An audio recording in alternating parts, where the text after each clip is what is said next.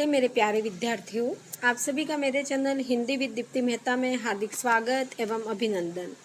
जैसा कि हम कक्षा 10 आरबीएससी की पाठ्य पुस्तक क्षितिज का अध्ययन कर रहे थे।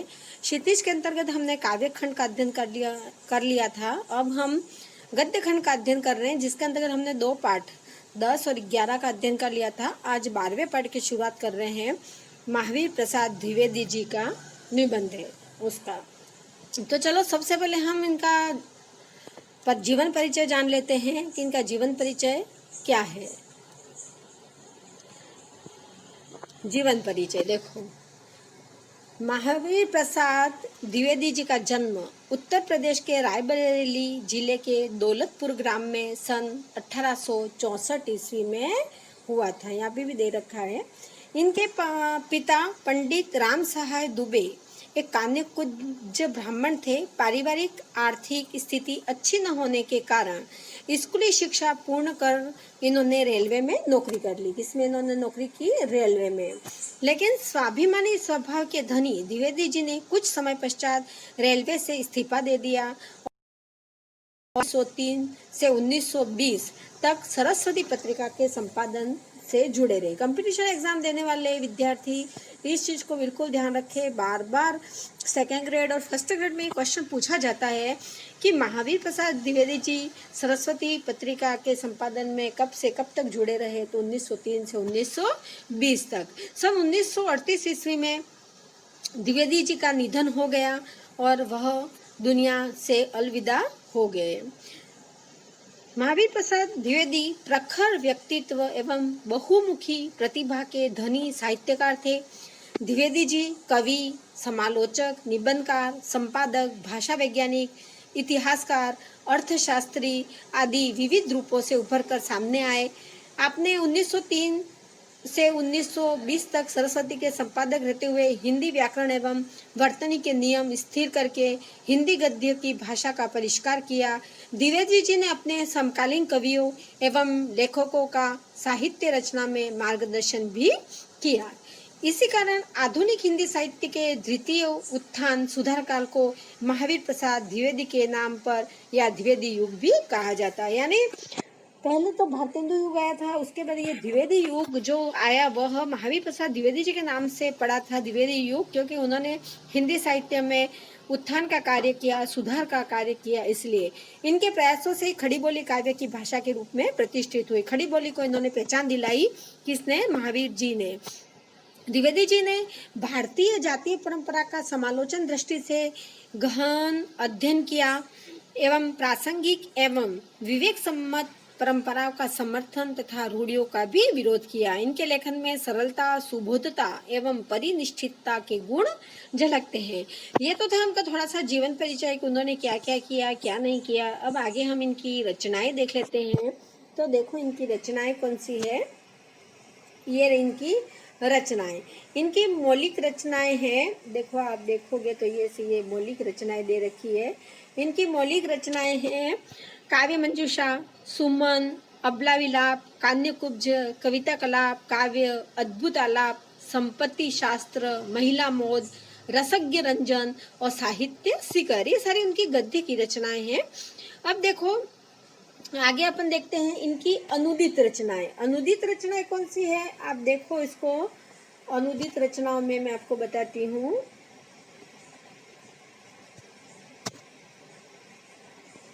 देखो इसको गोला करके देखेंगे थोड़ा और अच्छा दिखेगा। विनय विनोद, स्नेहमाला, ऋतु रंगिनी, ये तो पद्य की अनुदित रचनाएं थी इनकी। और भामिनी विलास, रघुवंश, वेणी सहार, बेकन विचार, रत्नावली और स्वाधीनता, ये इनकी गद्य में रचनाएं थी। ये तो कुछ रचनाओं का परिचय जाना। अब देखो हम आगे जानते हैं पाठ परिचय। पाठ में है क्या? तो सबसे पहले हम पाठ परिचय को जानते हैं कि प्रस्तुत निबंध ये क्या है। अब सबसे पहले तुमको ये पता चल गया कि ये है क्या? निबंध है ना? क्या है? निबंध।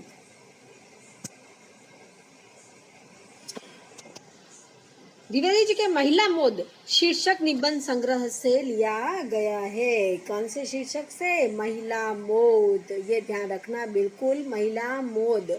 शीर्षक निबंध संग्रह से लिया गया है। यह निबंध प्रथम बार सितंबर 1914 को सरस्वती पत्रिका में पढ़े लिखे पांडित्य लिखों का पांडित्य शीर्षक से प्रकाशित हुआ था। महिला बोध जो इनका निबंध था वो सर्वप्रथम किसमें छपा था? तो सरस्वती पत्रिका में छपा था। कब छपा था? 1914 में छपा था।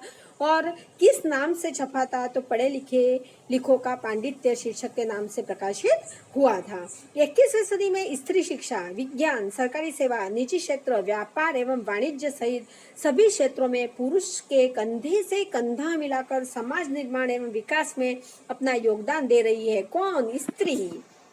लेकिन इस स्थिति में पहुंचने के लिए स्त्री शिक्षा के पक्षधर सुधारकों को पुरुष प्रधान एवं रूढ़िवादी समाज से कड़ा संघर्ष करना पड़ा। कुछ समाज सुधारक थे जो स्त्री शिक्षा के पक्ष में थे, कुछ समाज सुधारक थे जो स्त्री शिक्षा के विरोध में थे। तो जो पक्ष में थे उनको कड़ा संघर्ष करना पड़ा इन रूढ़ियों से आगे निकलकर स्त्रियों को शिक्षा दिलाने के लिए। तो प्रस्तुत निबंध जो आपका ये प्रस्तुत निबंध है वो स्त्री शिक्षा को समाज एवं परिवार के विघटन एवं पतन के लिए जिम्मेदार ठहराने वाले दकियानुसी सोच को अकाट्य तर्कों द्वारा सिरे से खारिज करता है। साथ ही इसमें इन दकियानुसी एवं अप्रासंगिक परंपराओं के अंधानुकरण के बजाय विवेक सम्मत एवं तर्कपूर्ण परंपरा को ही ग्रहण करने की बात कही गई है। इसकी भाषा शैली द्विवेदी युगीन गद्य की एक वानगी प्रस्तुत करती है। मतलब कुल मिला के जो हमारा ये निबंध है वो महिला बोध से लिया गया है, जिसमें स्त्री की जो शिक्षा है उसका खंडन करने वाले कुछ विद्वान थे और कुछ समाज सुधारक थे जो उसके पक्ष में थे। तो खंडन करने वाले क्या कहते थे इसके बारे में इस निबंध में दे रखा है। तो देखो, आप देखिए, इस पाठ का नाम है स्त्री शिक्षा के विरोधी कुतर्कों का खंडन। अब स्त्री शिक्षा के विरोधी कुतर्कों का खंडन मतलब नाम से स्पष्ट है कि जो स्त्री शिक्षा के विरोध में थे, जो स्त्री शिक्षा के विरोध में कुतर्क करते थे, उनका खंडन करने वाले भी समाज सुधारक थे। उन्होंने इस बात का खंडन किया और खंडन करके स्त्रियों को पढ़ाई में आगे बढ़ाया। तो देखो, बड़े शौक की बात है, आजकल भी ऐसे लोग विद्यमान हैं जो स्त्रियों को पढ़ाना उनके और गृह सुख के नाश का कारण समझते हैं। बड़े ही दुख की बात है, बड़े ही शौक की बात है।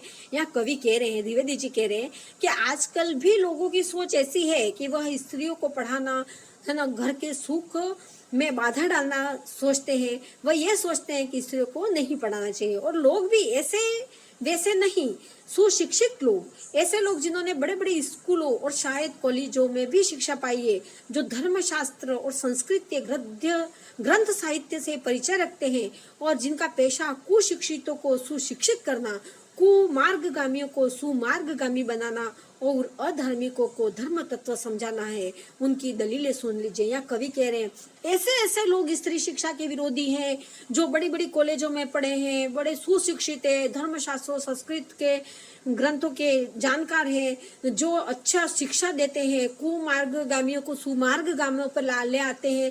ऐसे विद्वान भी स्त्री शिक्षा के विरोध में बातें करते हैं।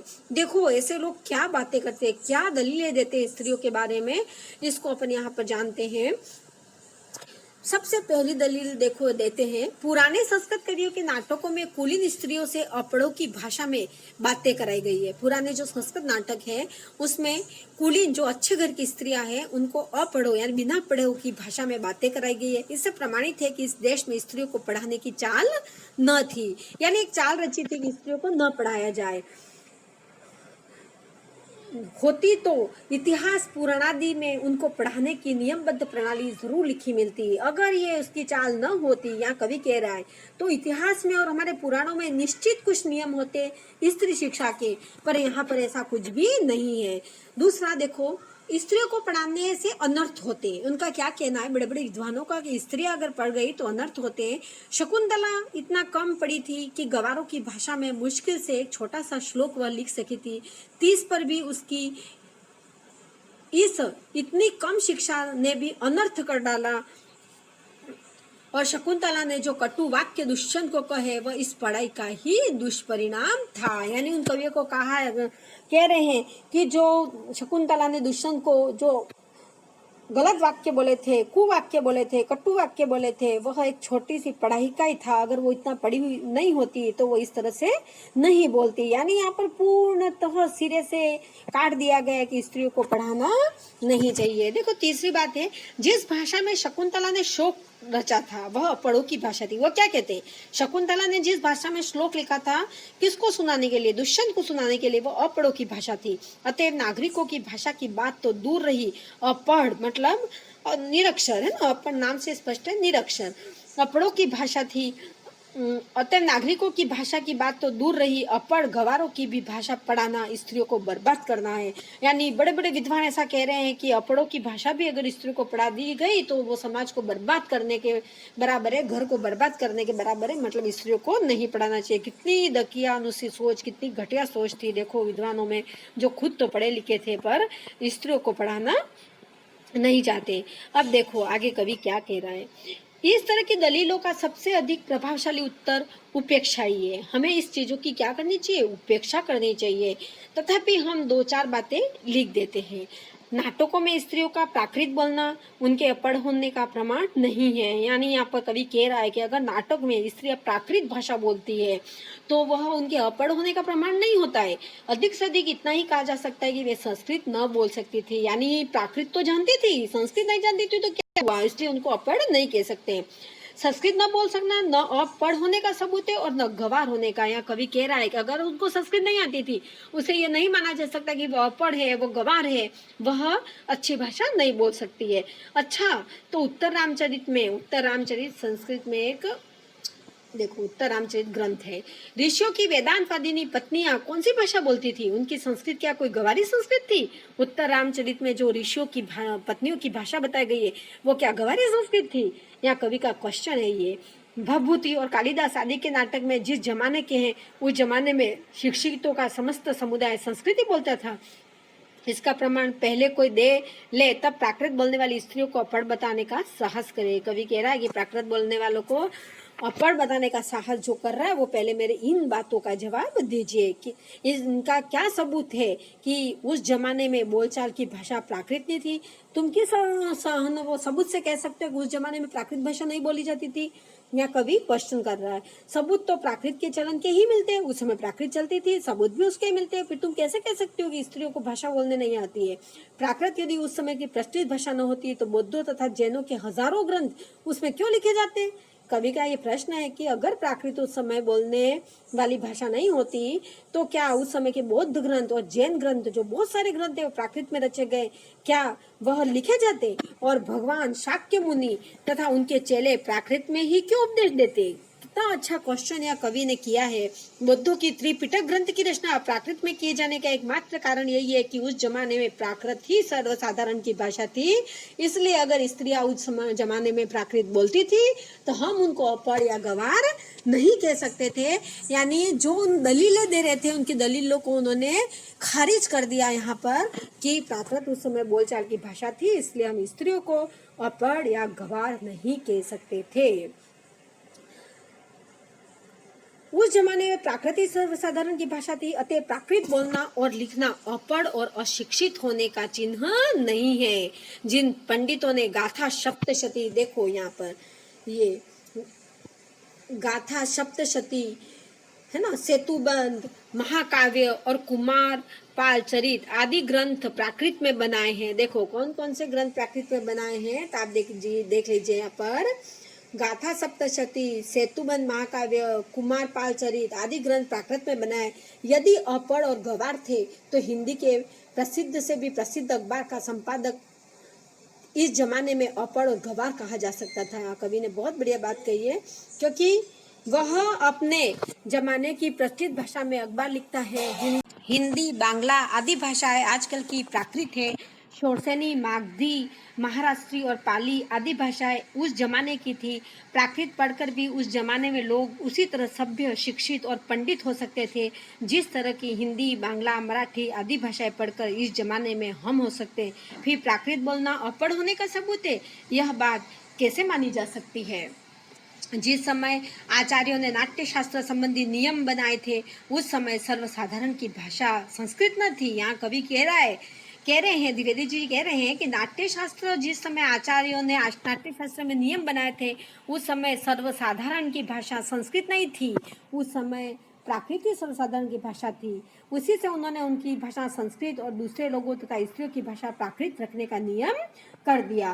पुराने जमाने में स्त्रियों के लिए कोई विश्वविद्यालय नहीं था, फिर नियमबद्ध प्रणाली का उल्लेख आदि पुराणों में न मिले तो क्या आश्चर्य है। यानी वो कह रहे हैं कि पुराने जमाने में स्त्रियों के लिए कोई भी विश्वविद्यालय नहीं था, और विश्वविद्यालय नहीं था तो फिर स्त्रियों के लिए नियम कहाँ से बनाए जाते, और उल्लेख उनका कहीं हो रहा हो पर नष्ट हो गया हो तो पुराने जमाने में विमान उड़ते थे, बताइए उनके बनाने की विद्या सिखाने वाला कोई शास्त्र, बड़े बड़े जहाजों पर सवार होकर कोई द्वीपांतरों को जाते थे, दिखाइए जहाज बनाने के नियमबद्ध प्रणाली के दर्शक ग्रंथ, पुराणादि में विमानों और जहाजों द्वारा की गई यात्राओं के हवाले देखकर उनका अस्तित्व तो हम बड़े गर्व से स्वीकार करते हैं, परंतु पुराने ग्रंथों में अनेक प्रगल्भ पंडिताओं के नामोल्लेख देखकर भी कुछ लोग भारत की तत्कालीन स्त्रियों को मूर्ख और अपढ़ और गंवार बताते हैं। यानी पुराने जमाने में इतनी प्रगल्भ और पंडिताओं थी, जो प्रगल्भ मतलब प्रतिभावान कहते हैं, यहाँ पर प्रगल्भ मतलब प्रतिभावान पंडिताओं के नामोल्लेख का वर्णन मिलता है, फिर भी उनको कैसे तुम मूर्ख कह सकते हो, कैसे तुम अपढ़ कह सकते हो, कैसे तुम गंवार कह सकते हो। यहाँ कवि का बहुत ही बड़ा क्वेश्चन है कि स्त्रियों को तुम गंवार नहीं कह सकते। अगर उसका कोई सबूत नहीं है तो क्या हो गया, उस समय की स्त्रियां प्राकृत जानती थी, इसलिए उनको तुम गंवार नहीं कह सकते हो। इस तर्क शास्त्रज्ञता और इस न्यायशीलता की बलिहारी वेदों को प्राय सभी हिंदू ईश्वर कृत मानते हैं। सो ईश्वर तो वेद मंत्रों की रचना अथवा उनका दर्शन विश्ववरा आदि स्त्रियों से करावे और हम उन्हें कखरा पढ़ाना भी पाप समझे। यानी वो कह रहे हैं कि वेदों को तो प्राय सभी हिंदू ईश्वरकृत मानते थे, तो फिर ईश्वर वेद मंत्रों की रचना अथवा उसका दर्शन विश्वम्भर आदि स्त्रियों से करावे और हम उन्हें कराना पढ़ाना भी पाप समझते थे। कहाँ तक का न्याय है, ये कोई न्याय नहीं है। शीला और विद्या आदि कौन थी, वे स्त्री थी या नहीं, बड़े बड़े पुरुष कवियों से आदृत हुई है या नहीं, शांगधर पद्धति में उनकी कविताओं में नमूने हैं या नहीं। देखो कितने अच्छे अच्छे क्वेश्चन है। बौद्ध ग्रंथ त्रिपिटक के अंतर्गत थेरी गाथा में जिन सैकड़ों स्त्रियों की पद्य रचना उद्धृत है, वे क्या अपढ़ थी, यानी इतनी अच्छी रचना लिख सकती है क्या, उनको तुम अपढ़ कैसे मान सकते हो। जिस भारत में कुमारिकाओं को चित्र बनाने, नाचने, गाने बजाने, फूल चुनने, हार गुथने, पैर मलने तक की कला सिखाने की आज्ञा थी, उनको लिखने पढ़ने की आज्ञा न थी। कौन विज्ञ ऐसी बात मुख से निकालेगा, है ना। विज्ञ मतलब यहाँ जानकार, विद्वान, और कोई निकाले भी तो मानेगा कौन, ऐसी बातों को कौन मानेगा कि वह स्त्रियां जानकार नहीं थी, स्त्रियां अपढ़ थी, ऐसा कौन मानेगा। अत्रि की पत्नी धर्म पर व्याख्यान देते समय घंटों पांडित्य प्रकट करे गार्गी बड़े बड़े ब्रह्मवादियों को हरा दे। देखो अत्रि का उदाहरण दिया है यहाँ पर, गार्गी का उदाहरण दिया है यहाँ पर। मंडन मिश्र की सहधर्मचारिणी शंकराचार्य के छक्के चुड़ा दे, गजब, इससे अधिक भयंकर बात और क्या हो सकते हैं। यहाँ अत्रि के व्याख्यान, गार्गी के ब्रह्मवादियों को हरा देने की बात कही है, और मंडन की पत्नी का जो बोल थे वो शंकराचार्य के छक्के छुड़ा देते थे। ऐसी गजब की उस समय की स्त्रियां थी और उनको आप अपढ़ कह रहे हो। कभी पूछ रहा है क्या वो अपढ़ हो सकती है, अगर वो अपढ़ हो तो इतनी अच्छी अच्छी बातें कैसे कर सकती थी। यह सब पापी पढ़ने का अपराध है, न वे पढ़ती न वे पूजनीय पुरुषों का मुकाबला करती। यह सारा दुराचार स्त्रियों को पढ़ाने का ही कुपल है, समझे। स्त्रियों के लिए पढ़ना कालकूट और पुरुषों के लिए पीयूष का घूट, ऐसी यानी कालकूट और पीयूष का घूट। देखो कालकूट मतलब जहर का मतलब है यहाँ, और पीयूष मतलब अमृत यहाँ पर बताया गया है। तो ऐसी दलील और दृष्टांतों के आधार पर कुछ लोग स्त्रियों को अपढ़ रखकर भारतवर्ष का गौरव बढ़ाना चाहते हैं, यानी ये बताना चाहते हैं कि हाँ भारत की स्त्रियां अपढ़ थी और जो किया हमने किया, हमारा ही साम्राज्य था, ऐसा बताना चाहते हैं यहाँ पर, और इसके लिए स्त्रियों को अपढ़ सिद्ध करते हैं। मान लीजिए पुराने जमाने में भारत की एक भी स्त्री पढ़ी लिखी न थी, न सही, उस समय स्त्रियों को पढ़ाने की जरूरत न समझी गई होगी, पर अब तो है, अतः पढ़ाना चाहिए। कह रहे हैं स्त्रियों को अब तो पढ़ाना चाहिए, अब ऐसी जरूरत है, स्त्रियां पढ़ेंगी।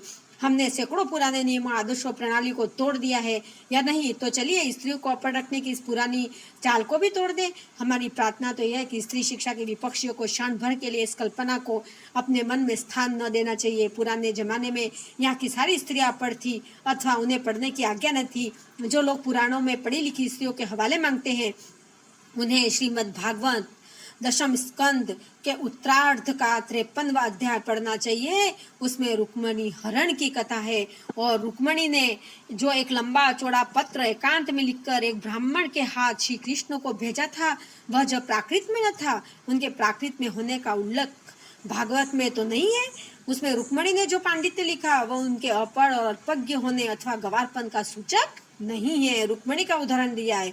पुराने ढंग के पक्के सनातन धर्मावलंबियों की दृष्टि में तो नाटकों की अपेक्षा भागवत का महत्व बहुत ही अधिक होना चाहिए। इस दशा में यदि उनमें से कोई यह कहे कि सभी प्राककालीन स्त्रियां अपढ़ होती थी तो उनकी बात पर विश्वास करने की जरूरत नहीं। भागवत की बात यदि पुराणकार या कवि की कल्पना मानी जाए तो नाटकों की बात उससे भी गई बीती समझी जानी चाहिए। यहाँ आगे कवि कह रहे हैं, देखो, स्त्रियों का किया हुआ अनर्थ यदि पढ़ाने का ही परिणाम है तो पुरुषों का किया हुआ अनर्थ भी उनकी विद्या और शिक्षा का ही परिणाम समझना चाहिए। बम के गोले फेंकना, नर हत्या करना, डाके डालना, चोरियां करना, घूस लेना, ये सब यदि पढ़े लिखने ही का परिणाम हो तो सारे कॉलेज, स्कूल और पाठशालाएं बंद हो जानी चाहिए। कवि कहता है कि अगर तुम स्त्रियों को इस तरह से कहते हो तो जो पढ़कर जो पुरुष है वो नर हत्या करते हैं, जो डाके डालते हैं, जो चोरियां करते हैं, जो घूस लेते हैं, वो भी तो पढ़ने लिखने का ही परिणाम है। अगर ऐसा ही है तो सारे स्कूल और पाठशालाएं बंद हो जानी चाहिए। परंतु विक्षिप्तों, बात व्यथितों और गृहग्रस्तों के सिवाय ऐसी दलीलें पेश करने वाले बहुत ही कम मिलेंगे। शकुंतला ने दुष्यंत को कटु वाक्य कहकर कौन सी अस्वाभाविकता दिखाई है? क्या वह यह कहती है कि आर्यपुत्र शाबाश, बड़ा अच्छा काम किया जो मेरे साथ गांधर्व विवाह करके मुकर गए? नीति और न्याय, सदाचार और धर्म की आप प्रत्यक्ष मूर्ति है। पत्नी पर घोर से घोर अत्याचार करके जो उससे ऐसी आशा रखते हैं वे मनुष्य स्वभाव का किंचित भी ज्ञान नहीं रखते। सीता से अधिक साध्वी स्त्री नहीं सुनी गई। जिस कवि ने शकुंतला नाटक में अपमानित हुई शकुंतला से दुष्यंत के विषय में दुर्वाक्य कहा है, उसी से परित्यक्त होने पर भी सीता से रामचंद्र के विषय में क्या कहा है, सुनिए। वाचस्तव्या मध्वचनात् स राजा विहो विशुद्धामति यत् सक्षमं माम लोकवाद श्रवणाद हासिः श्रुतस्य तत्वीम सदृशम कुलस्य। लक्ष्मण, जरा उस राजा से कह देना कि मैंने तो तुम्हारी आंख के सामने ही आग में कूदकर अपनी विशुद्धता साबित कर दी थी। कौन कह रही है? सीता माता कह रही है।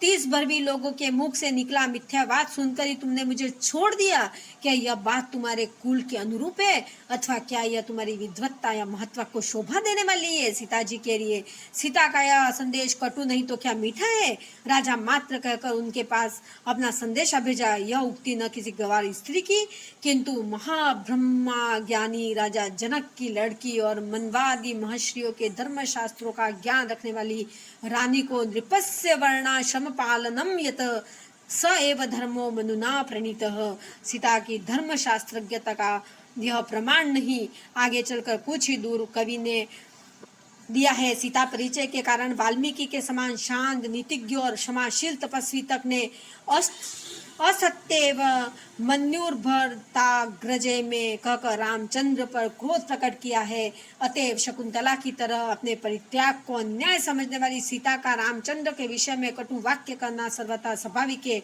न यह पढ़ने लिखने का परिणाम है, न गवारपन का, न अकुलीनता का। कितनी बढ़िया बात कही है स्त्री के लिए। द्विवेदी जी, आपको कोटि कोटि धन्यवाद। पढ़ने लिखने में स्वयं कोई बात ऐसी नहीं जिनसे अनर्थ हो सके। अनर्थ का बीज उसमें हरगिज नहीं। अनर्थ पुरुषों से भी होते हैं, पढ़ो और पढ़े लिखो दोनों से। अनर्थ दुराचार और पापाचार के कारण और ही होते हैं और वे व्यक्ति विशेष का चाल चलन देखकर जाने भी जा सकते। अतः स्त्रियों को अवश्य पढ़ाना चाहिए। देखो कितनी बढ़िया बात करी है यहाँ पर कि स्त्रियों को अवश्य पढ़ाना चाहिए। जो लोग यह कहते हैं कि पुराने ज़माने में यहाँ स्त्रियाँ न पढ़ती थी, अच्छा उन्हें पढ़ने की ममानियत थी, वे या तो इतिहास से अनभिज्ञता नहीं रखते या जानबूझकर लोगों को धोखा देते। समाज की दृष्टि में ऐसे लोग दंडनीय हैं, क्योंकि स्त्री को निरक्षर रखने का उपदेश देना समाज का अपकार और अपराध करना है, समाज की उन्नति में बाधा डालना है।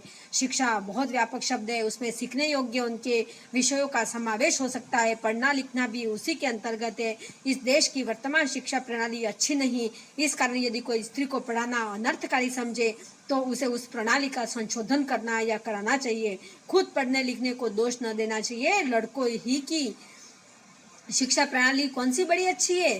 प्रणाली बुरी होने के कारण क्या किसी से यह राय दी है कि सारे स्कूल और कॉलेज बंद कर दिए जाए? आप खुशी से लड़कियों और स्त्रियों की शिक्षा की प्रणाली का संशोधन कीजिए।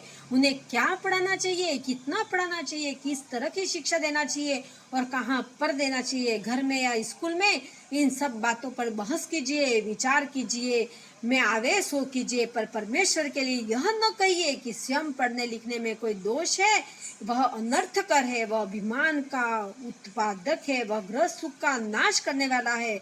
ऐसा कहना स्वतः ने मिथ्या है।